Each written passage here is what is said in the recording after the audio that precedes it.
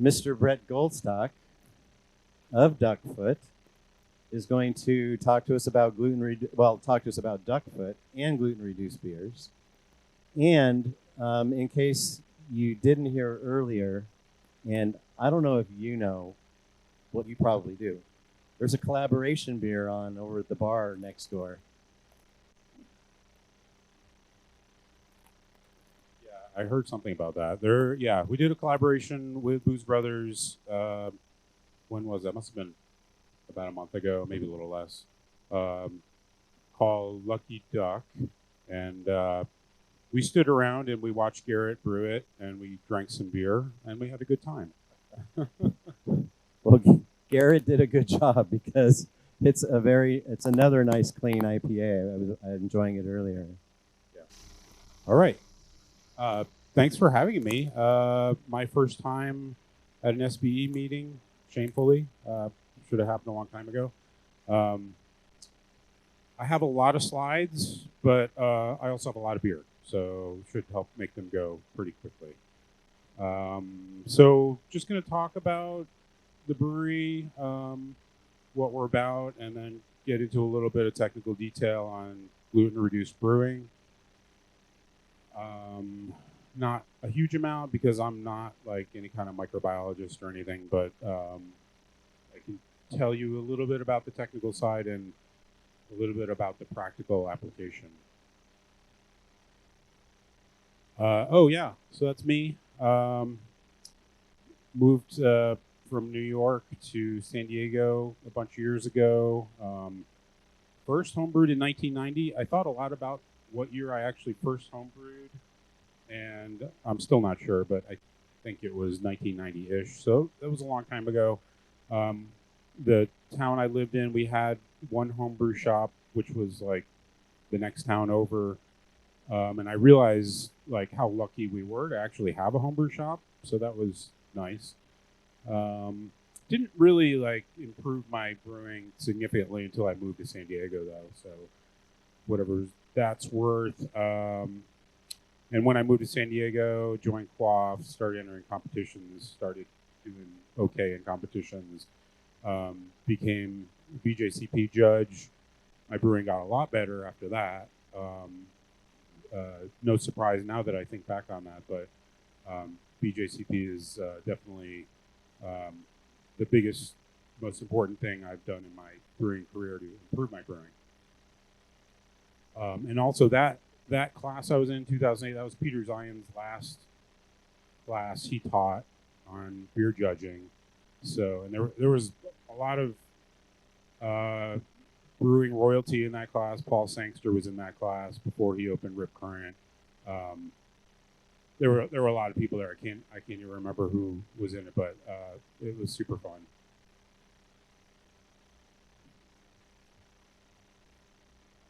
Next slide. Oops. Okay. Other people. There's always other people involved. First and foremost, my business partner, Matt Del Vecchio. He also coincidentally came from New York. And when we first met, he told me that he can't have regular beer because he has celiac disease. And I thought, well, that's funny. We were meeting in the context of like potentially opening a brewery together. And I thought, well, there's no way that's going to happen because I don't want to brew sorghum beer or rice beer because they're kind of, charitably speaking, they're beer-like. They're not really beer. If anyone's ever had them, you know. But he said, no, there's this new thing you can put in the beer and it will reduce the gluten. And I thought, okay, I'll remain open-minded. And we did a lot of pilot brewing and a lot of drinking. And the results hopefully will speak to them for themselves. Speaking of beer, Lauren's pouring a Kolsch. This is our newest beer. We call it Kawaii Kolsch, and that's Kawaii as in the Japanese word, not the Hawaiian island. And Kawaii refers to the Japanese culture of like cute and cuddly. Think like Hello Kitty, all that like pastel color stuff, that the Japanese are really into. And I wish I had a slide with a image of the can because our designer did a really good job, like making the cans look cute and cuddly, basically. Other people at Duckfoot, Matt Aiken, who I feel like we scored a major coup, like getting Matt Aiken. And I love this guy to death. Former AleSmith, one of the original AleSmith guys, went on to open his own brewery, Benchmark, and then we managed to hire him as our head brewer. And he's an amazing person, a fantastic brewer. Brews small beers really, really well, but he brews big beers too. So he's just got, he's got a great reputation. He's a pleasure to work with. Of Matt too. We love Matt very much. Yeah. How can you not? He's a good guy. I just wanted to include a little slide about like when, looking back 7 years ago when we first opened, getting our equipment. There's a little shot of our pilot system there, dumping grain into the mill. It was a lot of work, and there were always challenges that we didn't expect. Like, we figured we would just be able to find space and lease some space and have a brewery, but just finding space was one of our biggest challenges. Finding the right space, I guess I should say. There's always space, and from what I understand now, the commercial real estate industry, it's probably even harder to find a good spot. Okay, so first year, it's always rough, at first in a new business. We were self-distributed. We bought a van, and we wrapped the van in vinyl with our branding and all that. Oh, here, thank you. And we had to sell our beer, so we built a sales force, just a lot of stuff. And just thinking back on it, it's kind of amazing that we managed to pull it off. The beer industry is interesting. Like a place like Booze Brothers, they're in a similar situation where they've got the retail outlet for beer, and then you're also managing the wholesale business where you're sending beer out to bars and restaurants. So it always seems to me as you've got multiple businesses within the business. And that was our first tap handle. And we designed it so it had a little it was chalk paint, like chalkboard paint. So you could just write the name of the beer, and so we wouldn't have to produce like 5 or 10 different tap handles. We just produced one. We outgrew that. We realized, that's not that great.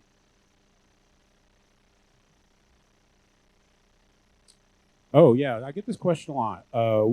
Why is it called Duckfoot? And that actually came from my business partner. He's a snowboarder, and he rides his board Duckfoot stance, which is that top image there with your both feet pointed out a little bit. Instead of, I guess traditional is where one foot is perpendicular to the board and the other is pointed out a little, so you kind of have like one downhill foot.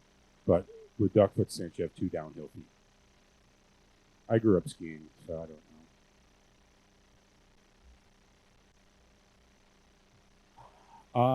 know. The first 4 years, very exciting. Lots of things happened. I feel like we built a reputation, which was probably the most important thing that happened. We managed to convince people that we're craft beer that just happens to be gluten-reduced. And actually, another popular question I get is, why don't you really go after the marketing with the gluten-reduced thing? And I'm always like, I don't know, because I was the guy who, 7 years ago said, I'm not going to drink that stuff because that's not really beer. So to me, I'm worried about people not even giving us a chance. So it's always riding that fine line between craft beer and the gluten-reduced thing. We might change. I mean, never say never. We could go into a new market and say, okay, we're the gluten-reduced beer. Brett? But we'll see. If I could just add, Oh, about everyone, my wife Susie. Hi, everyone. I just wanted to add that about 95% of the people that come to our tasting rooms don't know and don't care. They come in, they come out. There's nothing that says gluten reduced, front and center. Yeah. They just like, I like the beer. Yeah, exactly. So it's always in our minds, like with the marketing, do we want to be the gluten-reduced brewery exclusively? I feel like I'd rather succeed on merits of, quality beer first. Speaking of quality beer, Brett, what would you like me to serve next? Oh, the Keep on Duckin'. Okay. Okay, so hopefully you enjoyed the Kolsch. We got a IPA coming to you. What's up?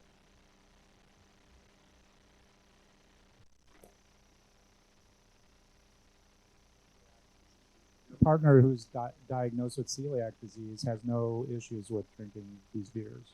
Yeah, my partner who has celiac disease has no issues drinking our beer. Great. That's awesome. He's kind of the living proof I point to whenever anyone asks or whenever anyone is a little skeptical. Yeah, I follow on kind of that question because I've heard, and maybe you're going to address this later on the gluten-reduced and celiac disease, that there's a certain ppm, right? Yeah. And that celiac needs like 0, and other people have different tolerances of that. So I'm just curious of where he's at on the spectrum and what your experience with that is. Yeah, your mileage may vary, but you hit the nail on the head. Like people have different tolerances, so we can report on the gluten content as far as the testing is capable of, but I can't really tell people, this will be good for you. I feel like it's okay for most people, but there are always going to be exceptions to that. But yeah, I do have some more information about that. So yeah, what else did we do in the first 4 years? We bought a canning line. We were lucky that we were kind of right at that time where the whole craft industry was just like doing away with bottles for the most part and moving to cans. So we said, okay, we'll buy a canning line. And then we've also expanded our cellar, our fermentation capacity 3 times, I think now. And now we're full. And then, one of the other things, second to quality beer, but also important, is branding. I mean, a lot of what we do is marketing, and it's just, it's a requirement for any kind of business, really. So this is just an example of some of our marketing. We fortunately have some really talented people working with us who come up with amazing designs.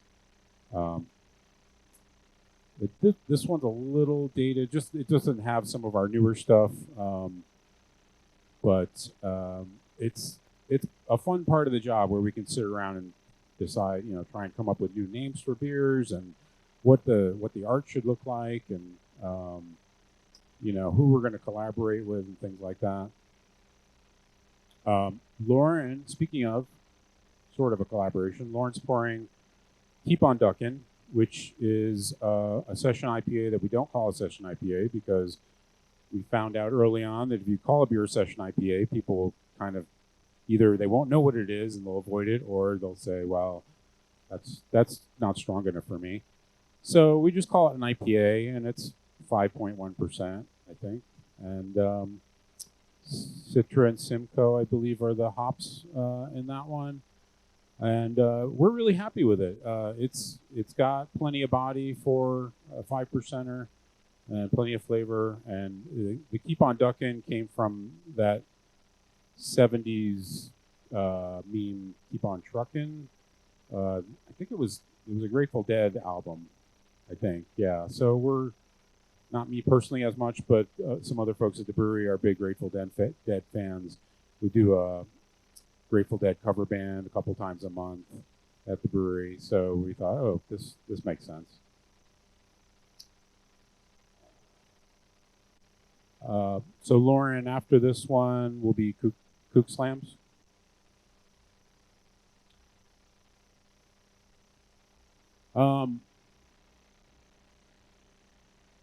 What? Speaking of branding, we actually, I just threw this in here just as kind of, you might find this interesting. This was part of our branding effort kind of before we even opened. We kind of wanted to try and define ourselves. So we built this document and tried to come up with some words and some images that represented us. I think more than anything, irreverent comes up a lot, and that just lets us have a lot of fun with everything we do. There it is. Unpredictable and irreverent. Okay, so moving forward to 2019, big things were happening at Duckfoot. We signed with Carl Strauss for distribution. They had started a distribution company probably 2 years before we signed with them. And it just got to the point where we were sick of distributing our own beer. It was, always a matter of hiring drivers and drivers quitting and having to do it myself a lot, and then hiring salespeople and having them go out and figuring that whole thing out. And I'm not going to say that hiring a distributor was like solved all of our problems, but it definitely made life a little easier. I mean, they take their cut, obviously, which is a pretty big cut, but yeah, not having to deal with some of that stuff just allowed us to be able to focus more on some of the core business, the brewing and the marketing. But Carl Strauss has been good to us. I have to say I'm happy we signed with them versus somebody like a big, Crest type distributor or something like that, where you're just, another product in their portfolio. Carl Strauss only has, I don't know, 9 or 10 brands or something like that. And we are working with some other distributors now. Alaska, starting to work in Mexico. We've had a couple shipments to Japan, which is pretty exciting. And that same importer is saying they're going to bring us to Australia this year. So that will be cool.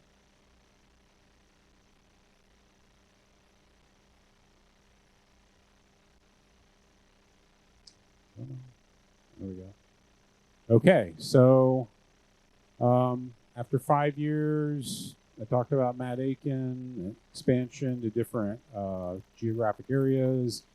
We maxed out our capacity in our cellar for fermentation. So in other words, all the tanks that we can possibly put in there are in there, unless something drastic happens with some adjacent expansion.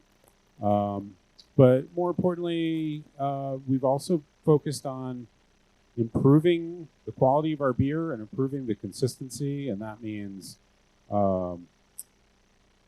dissolved oxygen levels in our packaged product, try and get those to an absolute minimum so that we have more quality there, longer shelf life, more freshness.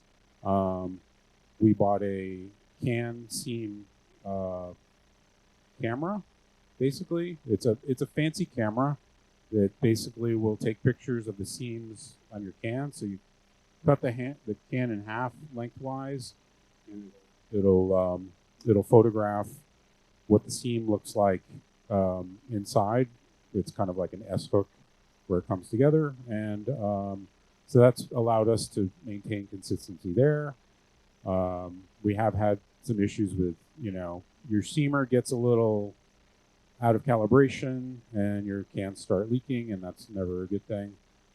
So we make sure that doesn't happen. And then, yeah, just overall tweaking our beers and making sure they taste as good as they can. Oh, there's the Kauai Kolsch imagery. We've got Deck the Hops is our holiday beer. Invasion from Strata was a single hop Strata beer. And then 420 IPA, upper right, which we'll never see again, unfortunately, because we got a cease and desist on that. Somebody owns the trademark. Oh, well. Thankfully, they didn't sue us. They just said, hey, can you stop that?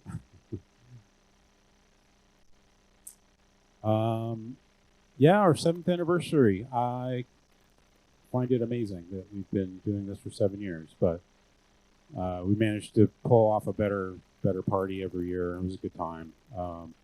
Doing a lot more live music these days, and honestly, the pandemic was at first really difficult for us, but then it kind of just opened some doors. The city of San Diego got more permissive with outdoor drinking and dining, and our landlord up to that point had been sticklers about us expanding like out in the front of our location. So at that point they said, okay, you can do it, and we did it, and it's been amazing, and everyone wants to be outside drinking beer, of course. So yeah. Okay, so the meat of the presentation, crafted to reduce gluten. This is the language that appears on our labels. Well, without all the stuff on top of it. It's very specific language. I'll get to why that is and what the language is, and why we don't say gluten-free. Oh, there it is. Gluten-reduced versus gluten-free. Okay, so we've got a couple federal agencies involved here, the FDA and the TTB. TTB is the Tax and Trade Bureau. They manage all they manage all alcohol labeling, and they're a division of the Department of the Treasury. And the FDA and the TTB, don't necessarily agree on everything. The FDA says gluten-free is less than 20 parts per million of gluten. The TTB says, well, the methods currently in use, we can't guarantee that, they're gluten-free, so you can't call it gluten-free. So we have to call it gluten-reduced. Even though, the tests that we have run on our beer, most of the time we'll get back a test that says under 10 parts per million.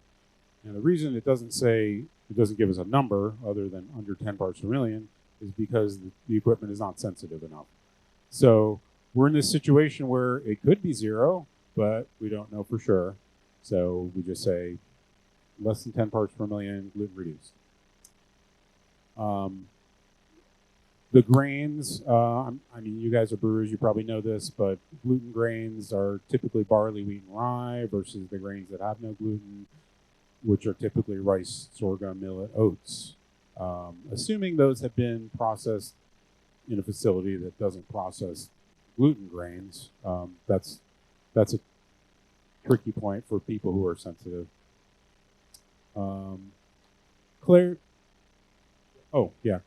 Kurt?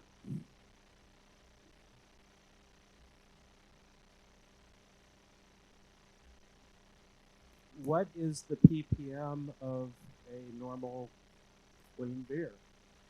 Yeah, this is a dirty little secret, and I'm not sure I want to tell you. But if you drank a Corona Light, for example, it's going to be less than 10 parts per million. There's hardly any grain in it, as we know.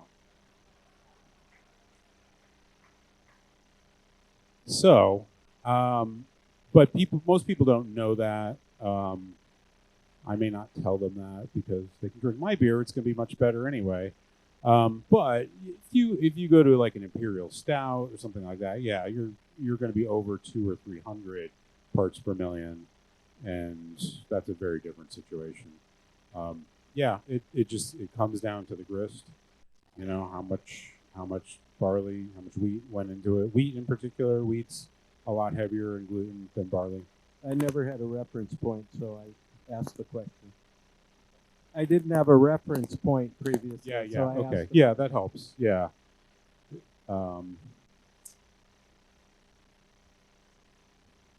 So let's see.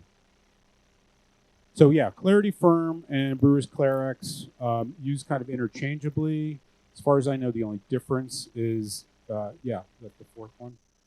Fourth one is our Belgian Triple, aged in bourbon barrels.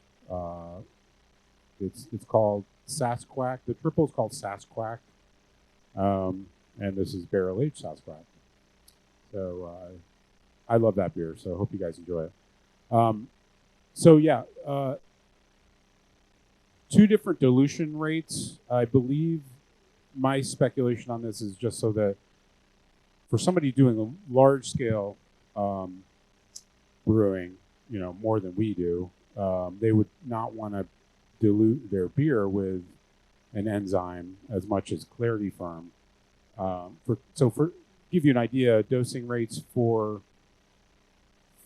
500 gallons is about a liter of Clarity Firm. For Clarex, it's going to be about a tenth of that. So I think it just depends on what scale your brewing is, but they're otherwise the same. They come from a company called DSM. It's a patented enzyme. We buy the Clarity Firm from White Labs. I'm sure they have a license or something to formulate it. And there's some sciencey stuff here. It's best described as not so much a fining, although I still see it described as a fining, even though it doesn't, it's not like mechanically fining like Biofine or Irish Moss or something like that. It's actually breaking the bonds of the proteins. And so for people who are sensitive, it's actually transforming it. It's not, filtering it or anything like that. It's still there, just changing its form. And it's not only used for gluten reduction. It's also used for reducing chill haze. The same proteins are responsible for chill haze. So brewers have been using it for a long time for that. I've got a couple URLs here. This first one, the History of Clarex, is a really good article. It's really short and it's well footnoted with a lot of scientific articles, but it does give you an idea of just a brief history of how this enzyme came about. And then also, there's a couple URLs there. If you've ever visited brewlosophy.com, you've seen their experiments on brewing, and I like them a lot. They're very thorough and interesting.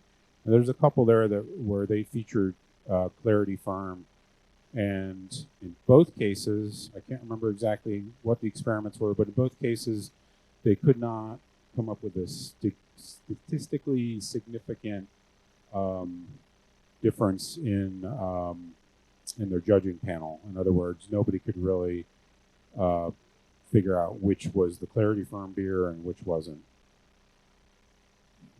So that's it's nice to read that because that's my experience, just my seat of the pants impression when I drink the beer, and Does that hold true for larger or higher gluten-containing beers like the Imperial IPAs? Would that hold true where you're 200 to 300 parts per million versus a lower gravity beer? It's a good question.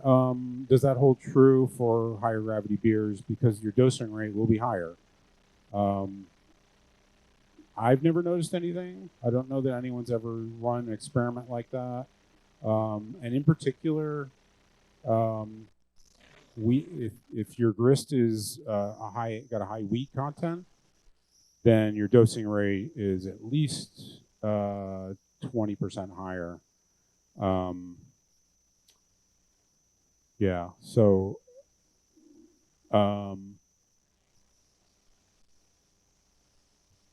which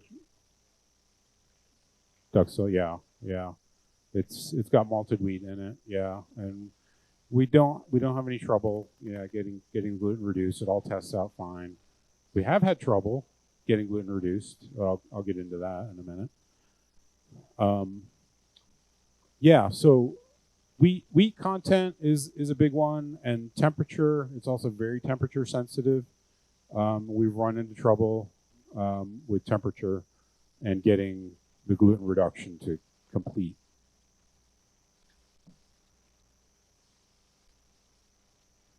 Next slide. There we go. Yeah. I use. Oh, well, so the interesting thing is DSM and White Labs, they provide a dosing calculator. So you give it your starting gravity, and then it asks if your grist contains wheat and at what percentages. It asks you if you're using it for chill haze or for gluten reduction, and then it tells you what your dosing rate should be. But not included in that calculator is temperature. Temperature is something that we keep hearing from people at White Labs and other people in the industry, like, oh, if your temperatures are too low, then it's going to affect your time to completion. So yeah, that's something we've had to figure out on our own. Yeah, I use Clarity Firm on all mine because I have friends that are gluten sensitive, I'll say, Yeah. not celiac. Yeah. And the last batch I did, I forgot to put it in. So I was kind of reading online that says, oh, well, don't put it in because it's not going to do anything. And I don't understand why it wouldn't. They talked a little bit of that it would just settle out. So when I put it in, I swirled it up, and like twice a day, I'd swirl up the beer just to keep it in. I don't know if it falls out of solution. Okay, but, so you're saying fermentation completed, and then you no, it was a couple days into fermentation. Okay, yeah. So it'll be in there for a total of probably 7 days. Yeah, supposedly the convection currents that happen during fermentation will help move everything around. We've had the same experience. Putting it in after the fact is less effective, a lot less effective. But it may just be a matter of time. We didn't wait around to find out because time is money. I've heard similar stories from other people, like they forgot to put it in and put it in later and it didn't test out. So it's one of the valuable lessons we've learned. This I stole right from the DSM website. So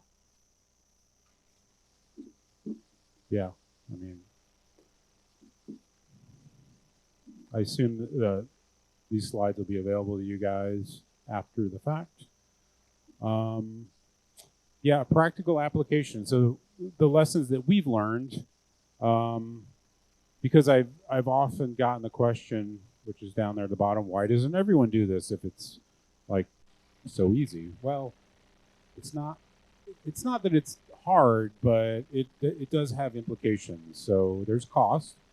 We have to pay for Clarity Firm, and it's not super expensive, but it's an ingredient cost. Testing is definitely expensive. We pay about $100 for a test, and we test every batch. On the homebrew level, it's just not practical. For us, that just gets rolled into the cost, and it's a thing. But we decided early on that we wanted to do that. We wanted to provide that assurance for our customers, should they be concerned.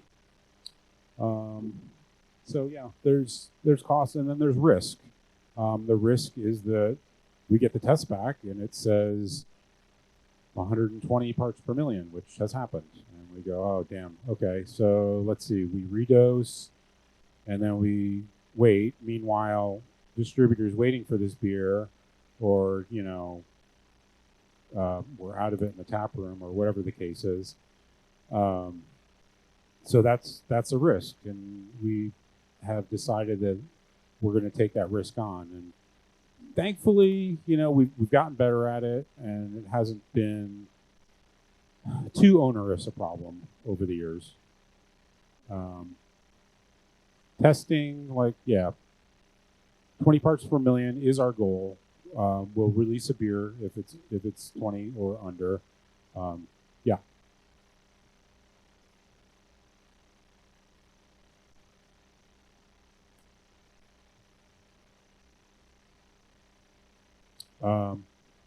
Part of me says I wish I knew what else there was, because I feel like there's always something, like we get a result back and like, wait, why is this one 25 and then this next one was 10. But no, I'm not. There's the grist, there's time, temperature, wheat content, and those are the big ones.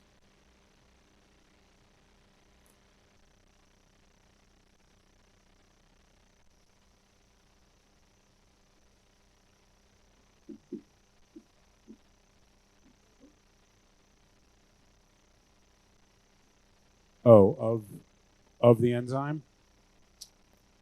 We, a few years ago, we did go through a period where we were having a lot of trouble getting the beers to test out, and we went back and forth with White Labs on the lot, and tried to like figure out if there was something there. Ultimately, we didn't reach any decisive conclusions about that, so that's a maybe. It could be.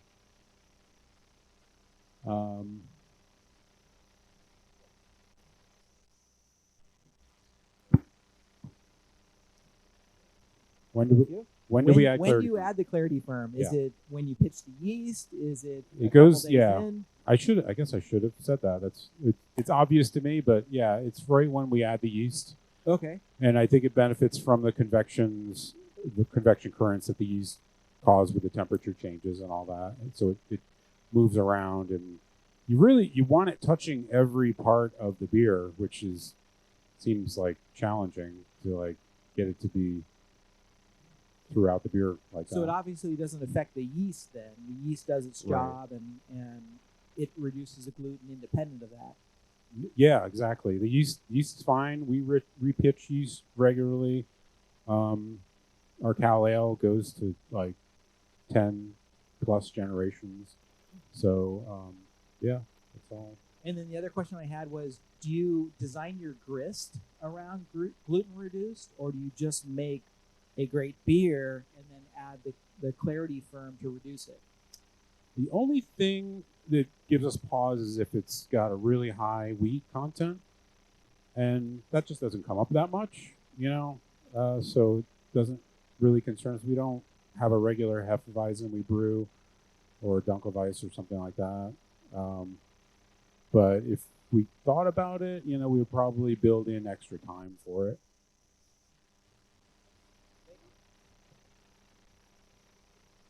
Oh, hazies. Yeah.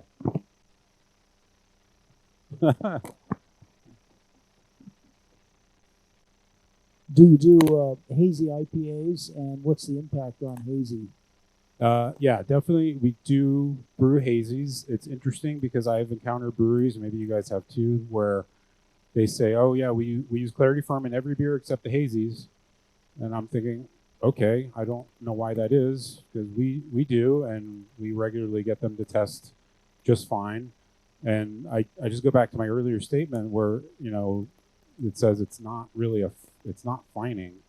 You're not mechanically removing stuff floating in the beer. So the hazies is a different haze, which I think the jury's still out on that.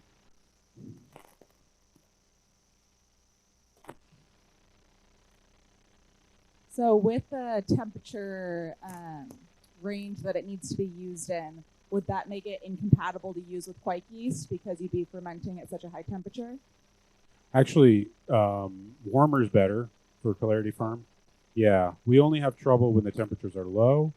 So the Kolsch, we built in some extra time for it because it was a lower temperature fermentation. But we've done lagers without any trouble. We haven't done any high gravity lagers, so that might be different. But yeah.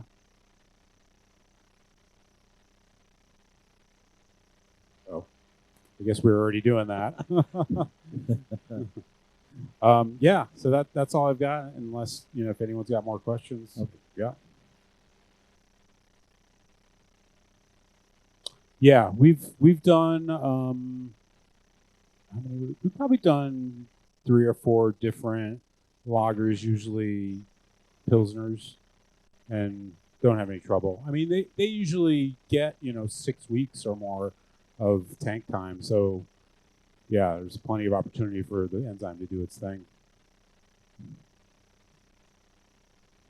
Yeah, I'm sorry, but I don't know what are the health hazards for someone that's sensitive to gluten if they drink gluten. Good question.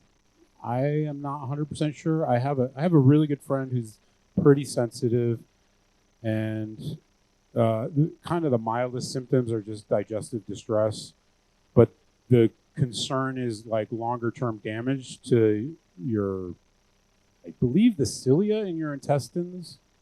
It can damage them long term. That's about the extent of my knowledge on what can happen. I think for most people though, it's like the day-to-day thing. Like they just don't want to feel sick, so they don't eat it. What's up, Brian?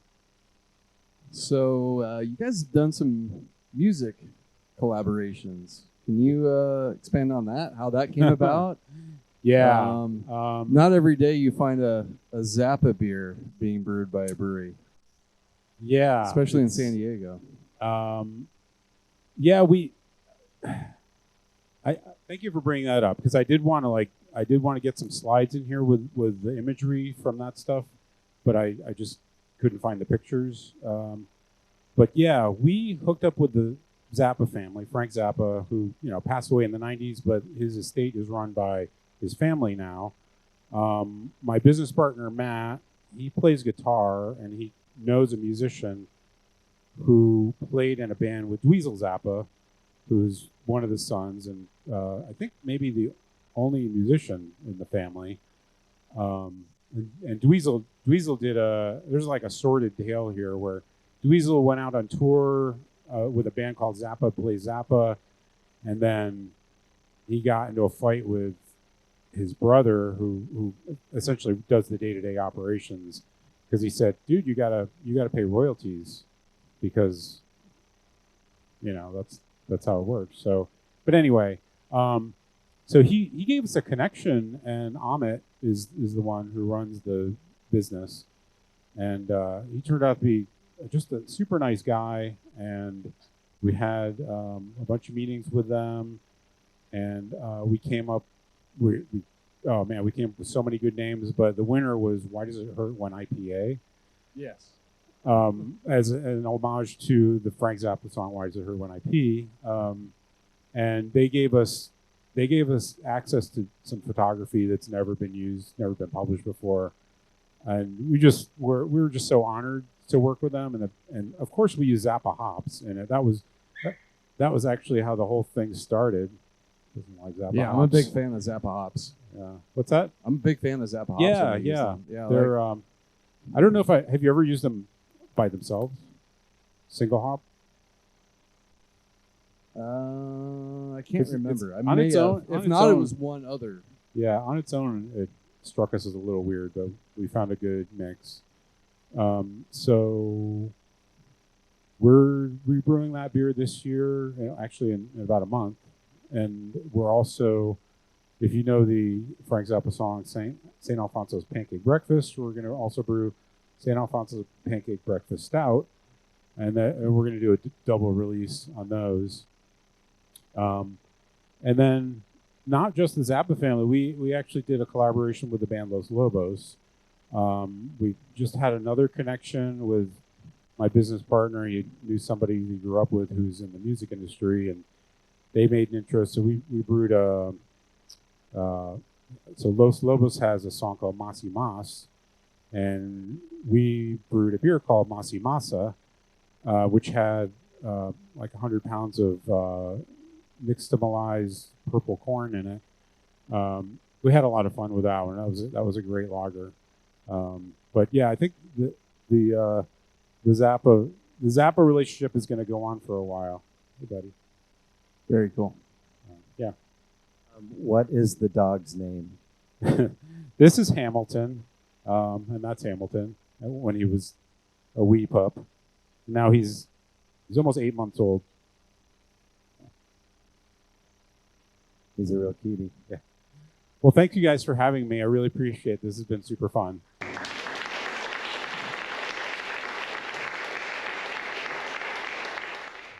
Thank you, Brett. Thank you so much.